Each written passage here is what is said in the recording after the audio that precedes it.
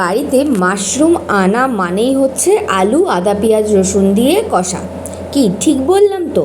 হ্যাঁ, একেবারেই ঠিক। আমরা বাঙালিরা কিন্তু মাশরুম নর্মালি আলু পেঁয়াজ আদা রসুন দিয়ে কষাই খাই, আর সেটা ভীষণ ভালো লাগে, নো ডাউট, মানে কোনো ডাউট নেই এতে। কিন্তু আজকে আমি পেঁয়াজ আদা রসুন ছাড়া কম তেলে, একেবারেই কম তেলে এই রান্নাটা করেছি। এই রান্নাটা করার জন্য নিয়ে নিয়েছি 2 চামচ ধনে, আর 1 চামচ সাদা জিরে, আর হাফ চামচের থেকে একটু কম মেথি।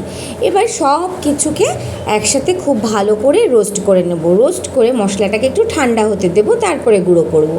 আর এদিকে প্যানটার মধ্যে সাদা তেল দিয়ে দিয়েছি। তেলটা গরম হয়ে গেলে পরে আলু ডুমো করে কেটে এর মধ্যে দিয়ে দিয়েছি, আর দিয়ে দিয়েছি পরিমাণ মতো নুন।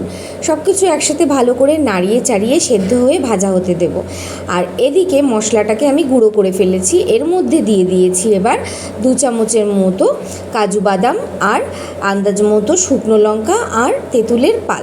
সব কিছু একসাথে খুব ভালো করে পেস্ট করে নিয়ে ভেজে রাখা আলুটাকে তুলে ওই একই প্যানে আবারও একটু সাদা তেল দিয়ে, সাদা তেলটা গরম হলে পরে দিয়ে দিয়েছি ফোড়নে সাদা জিরে আর কুচনো পেঁয়াজ আর ফ্রেশ কারি পাতা। সব কিছু একসাথে নাড়াতে থাকবো যতক্ষণ না কাঁচা গন্ধটা চলে যাচ্ছে। কাঁচা গন্ধটা চলে গেলেই কিন্তু আমি পেস্টটা দিয়ে দেব।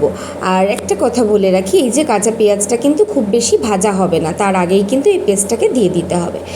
এইবার পেস্টটাকে দেওয়ার পরে দিয়ে দিয়েছি 1 চামচের মতো হলুদ গুঁড়ো আর হাফ চামচের মতো কাশ্মীরি লঙ্কার গুঁড়ো। সব কিছু একসাথে খুব ভালো করে মিশিয়ে নিয়ে যখন তেলটা ছেড়ে আসবে কষানোর পরে, তখন দিয়ে দেবো ভেজে রাখা আলু, আর নুন দিয়ে মেখে যে রেখেছিলাম মাশরুমটা, সেটা জল ছড়িয়ে দিয়ে দেবো।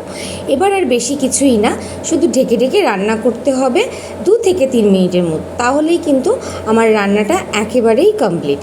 আর এই মাশরুমের তরকারিটা কিন্তু পরোটা দিয়ে দুর্দান্ত লাগে, যদিও আমি ভাত দিয়ে খেয়েছিলাম।